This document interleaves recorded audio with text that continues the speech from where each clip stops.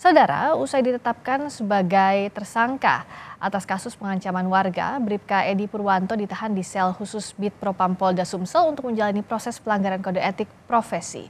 Kabid Propam Polda Sumsel, Kombes Agus Halimudin memastikan menindak tegas anggota yang terbukti salah.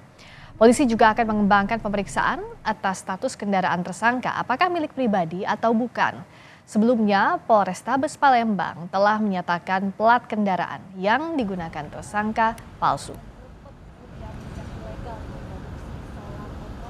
Kita ungkap kendaraan itu miliknya atau bukan, ya kan? Dan asalnya dari mana? Nanti kita ungkap masih dalam proses penyelidikan. Berarti akan ditindak tegas, Pak, ya? Iya sudah, kita sudah proses ya. Nanti kan itu sekaligus. Dalam proses itu bukan hanya terkait dengan pengancamannya saja, tapi juga ya hal-hal yang lain juga semuanya tadi. Tapi korban katanya membuka tujuh damai. Apakah dengan tujuh damai itu proses hukum di Polda akan berhenti atau seperti apa? Oh, tetap berlanjut.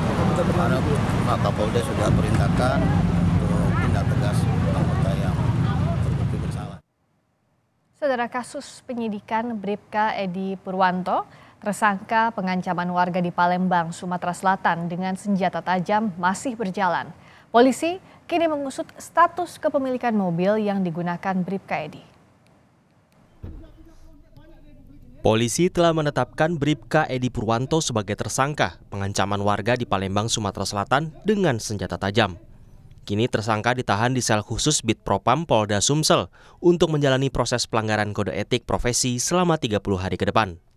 Kasus dugaan pengancaman warga terjadi Senin 18 Desember lalu. Peristiwa bermula saat mobil milik korban diduga ditabrak oleh mobil Fortuner yang dikendarai anak Bribka Edi. Usai kejadian, anak Bribka Edi langsung menelpon sang ayah hingga sepakat untuk membawa kendaraan masing-masing ke Mapolda Sumsel. Namun dalam perjalanan, mobil Fortuner yang dikendarai putri Bribka Edi melaju ke arah lain.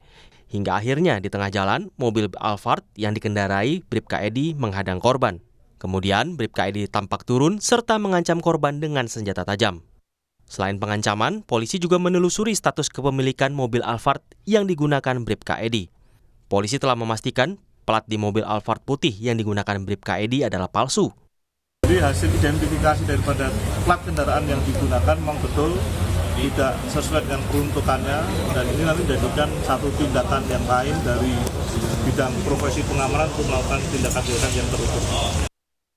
Soal kepemilikan dua mobil mewah juga jadi sorotan, mengingat pangkat Bribka Edi adalah Brigadir Polisi Kepala yang masuk golongan 2. Dalam peraturan pemerintah nomor 17 tahun 2019, gaji pangkat Brigadir Polisi Kepala atau Bribka sebesar Rp2.307.400 sampai Rp3.791.700.